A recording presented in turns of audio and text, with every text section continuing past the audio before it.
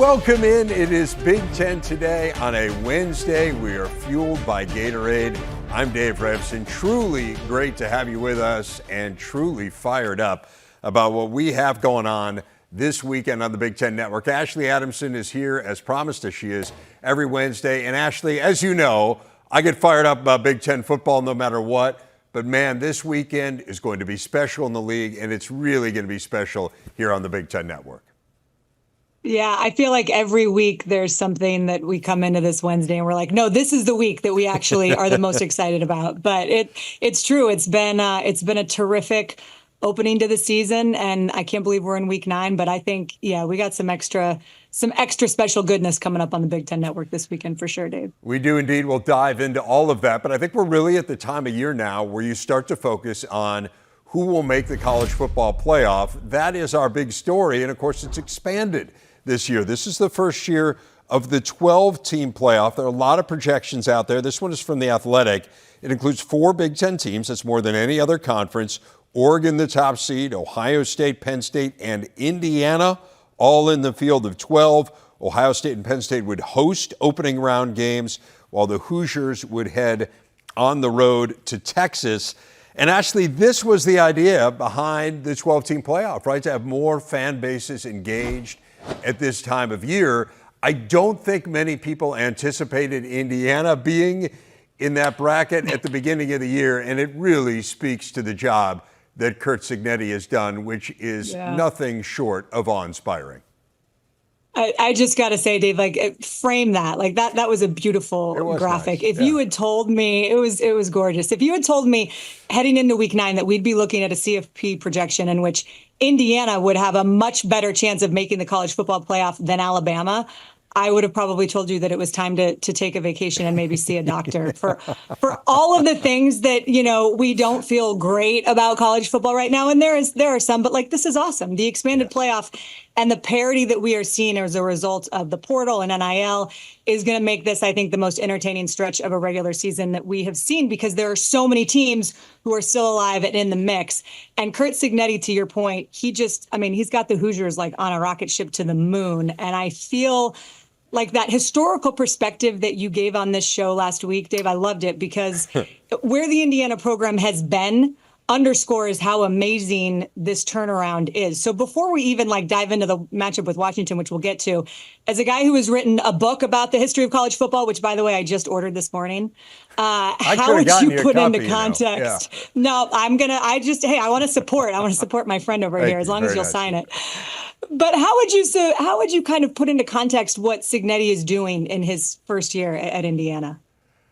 Well, I think in terms of a first-year coaching job, it's probably the best one that I've ever seen. I always think about 3 great turnarounds, the best turnarounds in college football in my lifetime. Bill Snyder at Kansas State, they had a 27-game winless streak when he took over. I think there had been 1 tie in there. They were a horrible program. They had 4 winning seasons in the previous 52 years. By year 5, he got them to a bowl game, and then they turned into a powerhouse, as you know. In late 90s, they're 1 game away from playing for a national championship. So I put that one in there. I'd say in the Big Ten, there have been 2 in my lifetime. Gary Barnett at Northwestern was amazing. 24 straight losing seasons for Northwestern. They were a team that, again, had been so down and out that there had been some talk about whether or not they should even remain in the Big Ten. And then in year 4, they go undefeated in the Big Ten, make Rose Bowl. And the next year, they also won a share of the Big Ten. So they lost 1 conference game in 2 years. They were happy to win 1 conference game in 2 years before that. And then Hayden Fry was 17 straight non-winning seasons when he took over. And not quite Northwestern State. They would win a few games here and there. But year 3 had him in the Rose Bowl, and it's been a really good program ever since. He took over in 1979. They've had 2 coaches since then, Fry and Ferentz. And as we know, they've just been really, really solid. But I think, again, to get back to the beginning of this, what makes it so amazing is that Cignetti is doing this in year 1. And you look at the amazing company he has in the AP poll era, which dates to the mid-30s. He's just the 6th Big Ten coach to start his career at 7-0 at a school in the Big Ten. The other 5 all coach at either Michigan or Ohio State, where they have a few built-in advantages over the Hoosiers. The names are incredible. Benny Oosterbaan, Urban Meyer, Ryan Day, among others. And I do think The one thing we do have to say, Ashley, is it's different in the portal era. You can build more quickly. And the fact that he brought in 31 new players, like you weren't able to do that, 31 players out of the portal, you weren't able to do that when Bill Snyder or Gary Barnett or Hayden Fry was taking over. You had to build it steadily. And of course, he had 13 from James Madison. But one thing that I do think it points out that maybe people haven't talked about is the fact that he had 13 players at James Madison that were good enough to come with him to Indiana and win big in the Big Ten. Like if you could recruit guys who are good enough to win in the Big Ten at the Sun Belt, that probably tells you he's a pretty good coach. Right. And he's talked about production over potential, right? And those are the guys he's looked for. I think, Dave, that we are seeing in real time a team take on the personality of its head coach. Like you hear about that all the time. And I was loving the cutaways of Curt Cignetti on the sidelines in the second half of the Nebraska game. They're up 20, 30, 40 points. And if you couldn't see the score bug and you just saw his face, you would have thought that they were losing by 100. And I think for him, the standard does not change no matter what the situation is, and it's worn off on his team and his players. And he said it after the Nebraska game. He said, look, I was a maniac in the fourth quarter because I'm not going to let the players get complacent. We're going to enjoy this win, but we are still the same group of guys we were this morning when we woke up, and a 50-point win over a top 10 defense doesn't change that. So I think as you look at this game against Washington on Saturday, which you can see on the Big Ten Network at noon Eastern, obviously, the big, headline and question mark for Indiana is at the quarterback spot. Curtis Rourke will not play after that thumb injury in the Nebraska game. But his backup, Taven Jackson, came into that game, and it felt like he didn't really miss a beat. Now, the game was sort of out of hand, but this is a guy, Dave, that I know you were high on when you saw the Hoosiers back at camp. So I'm just curious, before we move on, what you think is fair to expect from Jackson on Saturday. I mean, Curtis Rourke, if you put those numbers out there and if you watch him, put the numbers aside and just watch the way that he has played this year as we have. He is playing as well as any quarterback in the country. Again, he's leading the nation in passing efficiency. But you're right. When we were in Bloomington, Taven Jackson had a really good day to the point where I think we walked away from that one day of practice and thought Taven Jackson was the better of the two quarterbacks. Curtis Rourke just didn't have a good day when we were there. We were obviously wrong. Curtis Rourke has had as good a year as you could possibly imagine. I don't necessarily think it's fair to say they don't skip a beat, but I just can't see it going dramatically down, Ashley. It will be interesting to see, Washington has a really good pass defense, and do they try to make Indiana throw the ball? Are they able to focus more on trying to take away the run, force Indiana to throw the ball a little bit? I would just say good luck, because no one's been able to force Indiana to do anything all year, right? They've done what they've wanted to do. Yeah, and I think there are a ton of stats that stand out, but the one that really paints the picture of this program, when you look at how they start and how they finish games, they're outscoring opponents 80-0 in the first quarter, 80-0. And then it's 94-17 in the fourth. So they're ready to go, from kick, and they don't let up. And it does not matter what the score is. So Washington, of course, has had 2 weeks to prepare. I guarantee you that Jed Fish and the staff were watching what the Hoosiers did to Nebraska with the same sort of wide eyes that I had on Saturday. But the big question for the Huskies is, can they win away from Husky Stadium? They haven't done that yet this year. And their final 3 road games, if you just look at their schedule, are against teams who are a combined 21-0 or 21-1. They've got Indiana, Penn State, 21-0, Indiana, Penn State, and Oregon, which are all undefeated. So I just feel like this is a big one for them. And, you hope that they got right over the bye after that Iowa loss for sure, because it's not going to be easy. I'm with you. I think that bye came at a good time. They needed it. It'll be interesting to see how they play. And again, as you mentioned, we're going to have it right here on the Big Ten Network. It is part of an amazing triple header of action coming up here on Saturday. Iowa, they beat the Hawkeyes at their own game. They dominated the line of scrimmage. And I think Michigan is still searching for answers after losing at Illinois, continuing to struggle offensively. What intrigues you the most there? I think you hit it on the head. Like, obviously last week we saw both of these teams were coming off byes and had very different results. And Michigan State looked much improved, had that nice win over Iowa. Michigan, yeah, they had a tough task playing at Illinois, but it was hard to watch that game even as a very optimistic fan and see like what tangible improvement is being made. They still have a lot of things that they're trying to work out there in Ann Arbor. But the reality is both of these teams are 4-3, 2-2 in the Big Ten. It's the first time in 16 years that neither team has been ranked in this rivalry game. But that's why rivalry games are so awesome and so important. I think like the backbone of college football, because beating your rival matters independently and regardless of what the outcome of the rest of your season may be. So, Dave, for me and for the fan bases who are new to watching the Big Ten, I'd just be curious, like, what makes this rivalry, the battle for the Paul Bunyan Trophy, what makes it unique? I just think it's a fascinating rivalry, and we did a great feature on it here on the Big Ten Network, an entire show based around this rivalry. There is just a lot of antipathy here. I mean, for Michigan, they don't consider Michigan State to be their biggest rival. Their biggest rival, obviously, is Ohio State. Michigan State considers the Wolverines to be their biggest rival. And for a long time, Michigan really looked at winning this game as kind of its birthright. And it really came to a head for me in 2007. It was the first year of the network. It was Mark D'Antonio's first year at Michigan State. They had a 10-point lead, and Michigan came back and rallied and won the game. And afterwards, Mike Hart, Michigan running back, said this. I was just laughing. I thought it was funny. They got excited. It's good. Sometimes you get your little brother excited when you're playing basketball and stuff. You let him get the lead, and then you just come back and take it back. Do you think of Michigan State as your little brother? Yep. So that made a ton of headlines. And then 2 days later, in his press availability, Mark D'Antonio responded this way. This game is an important game. This game is an important game. So they want to mock us all they want to mock us. I'm telling them it's not over. So they can put all that crap all they want all over their locker room. It's not over. It'll never be over. You need to check yourself sometimes. But just remember, pride comes before the fall. Unbelievable. And of course, that proved prophetic. I mean, the amazing thing was, Ash, that proved prophetic because Michigan State won 7 of the next 8. Michigan State was the preeminent program by far in the state of it. They won 3 Big Ten titles. They made it to the college football playoffs. So pride did indeed come before the fall. So that, to me, summarizes this rivalry. That was the most perfect explanation of this rivalry. And I think it's interesting. I had seen that Mark D'Antonio quote about the pride coming before the fall in print, but it is different when you hear it and see him deliver it. And same thing with Hart, what he was saying. So I think to your point, they come in 2008, then the next year, and they snap that 6-game losing skid to Michigan.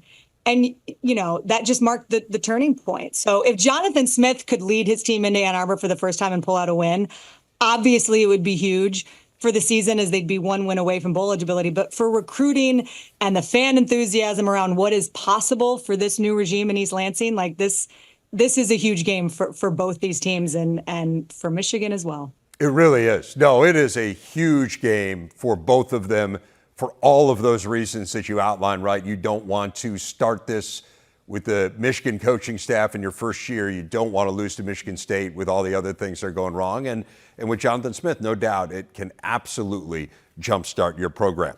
All right, so much more to come on this to 7 smacking when all was said and done. Tied for the largest margin of victory ever for IU in a conference game. We've been talking about their big game against Washington here on Saturday on the Big Ten Network. Rhett Lewis will be doing the sideline analysis for us, and he joins us now. And Rhett, you were the color broadcaster for Indiana football for several years before this year. You played there, including a couple years under Coach DiNardo. What does it mean to you to be able to cover a game of this magnitude at your alma mater?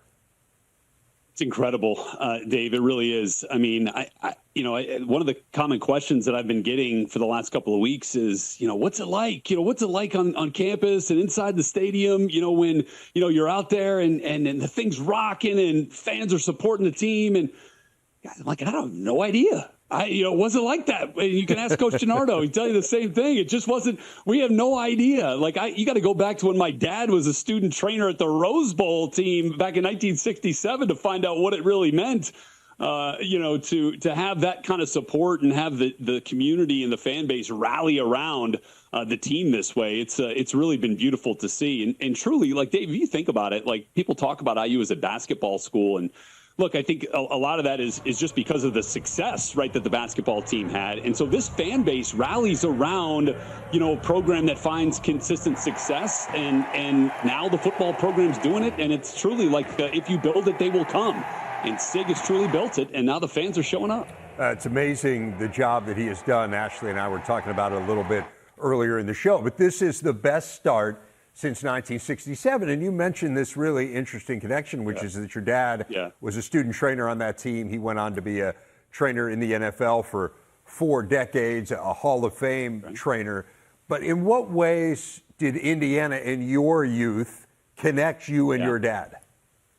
Well, and that's really, where it was. It was like on our couch, in New Orleans on Saturday afternoons when the Hoosiers were playing, hoops on CBS. We'd sit down there every Saturday and he'd have me, taking stats down with him as we were watching the game. And so that's how I became familiar with IU, through the lens, of basketball. And then, as, kind of my football playing kind of career got started and got going into high school, guys like Antoine Randall, who captured the attention of the college football world, with his incredible play. And, even before that, the Saints, while my dad was there, drafted Von Dunbar. It was a great running back in Indiana history. And so got a chance to kind of rally around, IU football that way too.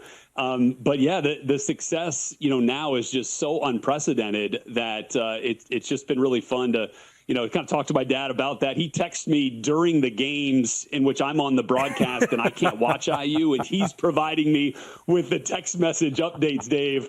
And like sometimes I'll look at them and I'm like, holy smokes, they just get, and then like every score I get a message and I'm like, God dang, the six messages here by the time I look. And that's what it's been like here. I mean, look, I'll be the first to tell you, I did not expect to see that kind of win against Nebraska. I thought this was going to be a fourth quarter game. And, that's what Sig has done with this team, is like they are putting teams away. So say what you want about the schedule, they're dominating who's been out there. I agree with you wholeheartedly.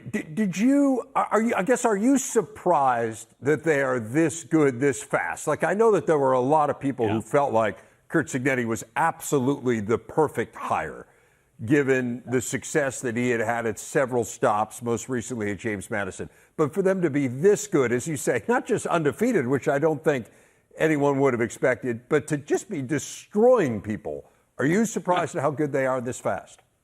And that's the distinction that I've made. Like, I am not shocked that they have been successful in the win-loss column. I mean, look, 7-0 is something special for sure, but the way in which they are beating opponents has been what is really kind of surprising. And the improvement that they've made week over week, I think has been really fun to watch, and speaks to the talent of this coaching staff, right, that Coach Cignetti brought over, so many of which came from James Madison. I think that continuity has really allowed a lot of this early success, and their message is clear. I mean, fast, physical, relentless is not just a saying that you put on a T-shirt. I mean, it's how they operate. It's how they play. It's how they practice. So I think all of that kind of goes into it as well. But the fact that this team, has one of the best first quarter scoring differentials and one of the best fourth quarter scoring differentials in the conference tells you a little something about, where they have their priorities. They start fast, they finish strong. And, even going back to that Maryland game, the Northwestern game, even in games where it's been a little close at times, they pull away at the end. This team has a finisher's mentality, which, look, I mean, as much as I loved, what Tom Allen did, for a number of years at IU, like there were some times where, at the end of games, they'd let things slip away, and they were in games. And then the fourth quarter, things got out of hand. That has been flipped entirely this year, Dave, which has been so cool to see. I mean, you talk about the first quarters. They've yet to allow a point in the first quarter, which is, I mean, again, it's absurd. We're 7 games into the season. It usually would be 7 minutes into the season, and IU would allow its first quarter point. Whoa now. Yeah, well, I mean, let's just be honest, right? And we talked about this last week. Again, the history of the program is not great. I mean, the most losses of any program of the 134 in Division I, and that just makes it more of FBS anyway, and that makes it more remarkable to me what Curt Cignetti has done. So now you talk about this week, and they're without their starting quarterback in Curtis Rourke. How big a concern is that for you? I mean, Taven Jackson came in. I thought he was really good. He was really good the day we were at practice in the preseason. Yeah. But how big a concern is it to not have a guy who's leading the nation in passing efficiency? Yeah, look, I think anytime you lose a player of that caliber that's playing this good and on a heater like Curtis Rourke is, yeah, I mean, like you're gonna think twice about it. But here's the thing with Taven, right? It's not just any other backup quarterback, as you know, Dave. I mean, this is a guy that started games last year, for Indiana. I mean, you go back to that second half against Louisville, and I mean, like that was as impressive a quarterback performance as Indiana had last year, was that second half. And now things kind of went off the rails a little bit last year, obviously. But for Taven, what it's been, I think he's really benefited from the tutelage of Tino Sinceri, as has Curtis Rourke. I mean, like I had the privilege of doing, the color for the IU spring game, here on Big Ten Network. And I mean, Taven, like I left that game going, holy smokes, this is a brand new Taven Jackson. I mean, he has truly benefited from the development year over year, month over month. And as you look at it from spring to fall and now within the season, it has really been impressive, I think. And I think he brings, some real talent. Like you could make the argument that he's got more natural ability, more natural talent as a passer, than Curtis does. And it's just a matter of seeing it on a consistent basis with him and the experience of being out there and doing it. And I think he's got every opportunity here to kind of, paint a picture to this coaching staff of what next year might look like with Curtis, exhausting his eligibility after this season. So I think Taven, does a fantastic job, and I think he's going to be ready for this moment. And by the way, something to look forward to with our broadcast, Guy Haberman went, and our play-by-play man went and sat down with his brother, the legend Trace Jackson Davis, nice. And they had provided some real good perspective on Taven's decision to come to IU and how Trace and Taven have kind of shared this bond about Bloomington. Rhett, I know this sounds like a little bit of a crazy question, and clearly the Rourke injury is a concern, although, as you said, Taven's experience and his skill allays that concern just a little bit. But we're talking about a team that, again, isn't just undefeated, but one that hasn't trailed all season, one that leads the nation in points differential. So aside from the quarterback issue this week, is there anything at all that concerns you about IU? Like, is there anything you look at and you say, man, I wish they were just a little bit better here? Because I don't see one, frankly, but maybe you do. It's really hard to find. And by the way, Indiana's quarterbacks also lead the country in team passer rating. And that includes Taven Jackson's appearances so far this season, which is pretty incredible to think about. Look, I think before the bye week, there were, maybe starting to show some cracks at times in the secondary. It kind of led up a couple of big plays against Maryland. There were, teams were kind of finding some path forward through the air against Indiana's defense, but that's where Brian Haynes comes in and has done just a terrific job. He is such a craftsman, kind of detailing these game plans, and I think he used the bye week to kind of, recalibrate some things in the pass game and in the secondary. They made some personnel changes. Terry Jones is now playing the rover spot. Amari Farrell moves back into one of the safety spots, and they got their best five guys out on the field, it sure felt like, against Nebraska. And so, like, that was kind of the one thing that I was a little bit worried about. But it feels like that has kind of begun to improve, that aspect of the secondary playing better. So it's really tough, to kind of find, any holes in this team right now. And they've been really healthy, knock on wood, kind of keep it going that way outside of the injury to Curtis, of course. But man, it's tough to try to poke holes in this thing. Well, Washington will test that secondary, no doubt. Yes, and I do want to ask you a little bit about the Huskies before we go. Last time out, they got trounced against Iowa. It was really their first poor performance of the year. Jed Fish has done a really nice job. They have been one of the better offenses in the Big Ten in terms of moving the ball. The issue's been actually getting it into the end zone. There's been a little bit of a fall off there in terms of red zone production. Defense at times has been really good, particularly the pass defense. What do you see as Washington's best path to an upset here?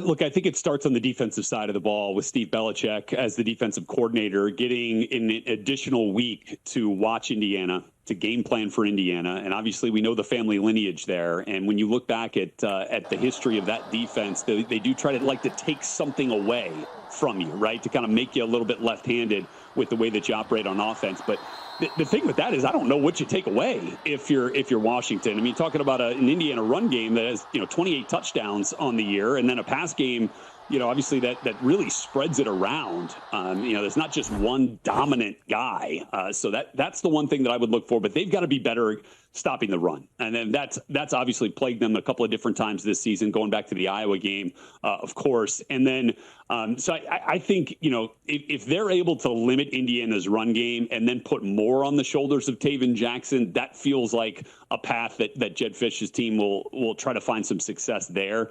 But offensively, I thought Will Rogers was going to be the second best quarterback in the conference coming in, based off what I had seen from him at Mississippi State and in other opportunities that I've got a chance to see him throw, right below Dylan Gabriel. And he's really stepped up to the plate this year. I think that program has really benefited, obviously from his production and his talent, but I think from his kind of veteran presence too, with so many moving parts, on that team. So that'll be certainly a challenge for IU. So I think, operating through the air with Will Rogers, and then obviously trying to stop the run defensively for Washington would be priorities if I was over there.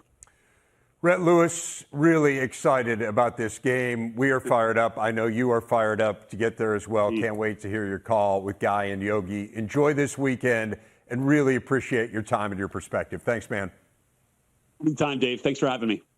Remaining in the Big Ten, joining Indiana, who, of course, we've talked a lot about today, and Oregon. The Ducks win over Purdue, combined with Texas's loss to Georgia, vaulted Oregon to number one for the first time in a dozen years. Hot topic in Eugene this week. You guys were ranked number one in the AP and the coaches poll. Just what does it mean for you as a leader of this program to bring it back to number one for the first time since 2012? Who cares? All right, Ashley, you know Lanning a lot better than we do from your time at the Pac-12 networks. Is this on brand for him? It's so on brand and just so perfect. And we didn't cut off any more of the soundbite. It was just, who cares? Like, Dan Lanning could not care less about being ranked number one in week 9. And he said, you don't sit down to eat a meal and halfway through say you're done when there's still a ton of great food on your plate. I was talking to Nick Aliotti, a long-time beloved defensive coordinator for the Ducks, who still lives in Eugene and has been involved in, or at least had a front row seat to every single, modern chapter of this football program. And out of the blue, he cuts me off and he says, Ashley, I'm telling you, Dan Lanning is the perfect guy at the perfect time to lead Oregon football. He's perfect, and I can't imagine anyone better. And I agree, because he's incredibly detail-oriented. He sees the big picture. He connects with young players, but he also has this old school way, this DNA about him. And I think he just truly understands what Oregon is and what it could be. And unlike some other coaches that you see out there, he spends zero time lamenting on what could be better. He knows the grass is damn green. But Dave, I think for me, the biggest thing with the Ducks, every truly special team that I have been around, they are player-led. The culture comes from the locker room and not the coach. And if you want to know what a player-led program looks like, just watch the Ducks play on Saturdays. They get so excited for each other when something good happens. And I know that every team celebrates when something good happens, but if you watch closely, there's just something different about the enthusiasm that they have for their teammates. It's like this visible sign of a connected team. So I am excited. They are well coached, player led, super connected. It's a special group. And I just hope Oregon fans are enjoying the ride, because I was talking to a friend of mine the other day. She said, I feel like we're flying too close to the sun. I don't like being number one. I'm like, enjoy it. Enjoy it. Dan Lanning doesn't care that you're number one, so go enjoy it. Oh, man, it's tough to be a football fan, right? You're unhappy when it's going poorly, and you're unhappy when it's going well. Quick thought on this matchup with Illinois. Yeah, I just think that the big question is, Luke Altmaier, what are they going to do with him? I have been so impressed with not only what he can do with his arm and the way that he uses his legs to extend plays, but just his decision making. And that's what makes a really great quarterback. He's only got one interception this season, which is huge. So it's going to be terrific. And I think Dan Lanning doesn't care that they're number one, but they are talking about this team differently. And I'm just curious to see how the Ducks look showing up on Saturday. It'll be fun. I agree with you. Fascinated to see how Illinois plays, too. This is the only game left on their schedule where you look at it and they're a prohibitive underdog. I mean, even if they lose this game and lose it really close and then win convincingly the rest of the way, can you be in the discussion for the playoff as a two-loss team? I think you absolutely can be. So, obviously, if you win the game, it totally changes the equation. So, fascinating game. State back off its bye this week after the loss to Oregon. They will host Nebraska, and there will be plenty of red in the stands. The Huskers will have their fair share of fans there. But OSU fans will all be in red as well, or scarlet to be more specific. Ohio State calling for a scarlet out for the game on Saturday. And Ashley, attire aside, I'm very interested to see how both of these teams respond. You have Ohio State. They had a week off to ruminate about the loss to Oregon. And then Nebraska, I mean, what happened against Indiana was so unexpected. It's the third largest margin of defeat in the history of the program. And now you get Ohio State. So how do they respond? Both these teams really interested to see how they come out.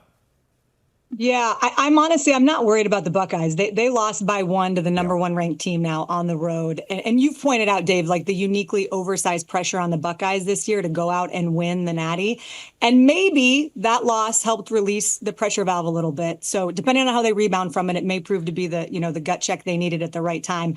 As for Nebraska, I'm listening to Matt Rule in his press conference yesterday, and he said in that Indiana game, it felt like they were playing not to lose instead of playing to win. And when you do that, a good defense turns into an average defense real quick. I thought it was interesting, though, when he was asked if he thought his defense's confidence took a hit because of that game. And he said, if you have the right team, 56-7 should snap you back to reality. And if every time we're down in a game, we're going to talk about our confidence, then we may as well start handing out participation trophies. I think his exact quote was, this is a game for men. So as bad as that loss felt, it's the same as losing 7-6. You are still 5-2 on the season. And I think, Dave, as you know, the big question for Nebraska, can they close out the back half of the season, something that they have not been able to do as of late? It just feels like the bad timing award for them, because when you're coming off a game like that, the last thing you want to get, I would think, is an angry Ohio State team. We know the story with Nebraska, and we've talked about them, and they haven't won a game against a ranked team since 2016. This would be an amazing way to end it. That's for sure. It'd be incredible bookends of 2 weekends to lose in that fashion to Indiana and then it'll beat Ohio State. But it does feel tough. Matt Rule, I thought he had an interesting quote this week. He said, my main thing in life is not to panic, which is the exact inverse of mine. My main thing in life is to panic at the slightest provocation. So, but then you guys are in both the right, I think you picked the right industry. Yeah, we're in the right professions. Yeah, I wouldn't do well in what Matt does. Anyway, Ohio State football, we are watching for our biggest storylines entering the weekend. Actually, I'm going to go back to the Michigan State game. I'm just really interested to see how Michigan State is able to embrace this rivalry. We talked about it being new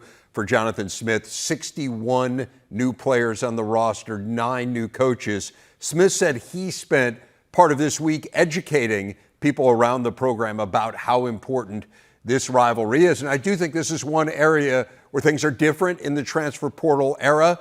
You don't necessarily have as many players who are as familiar with a rivalry in a moment like this.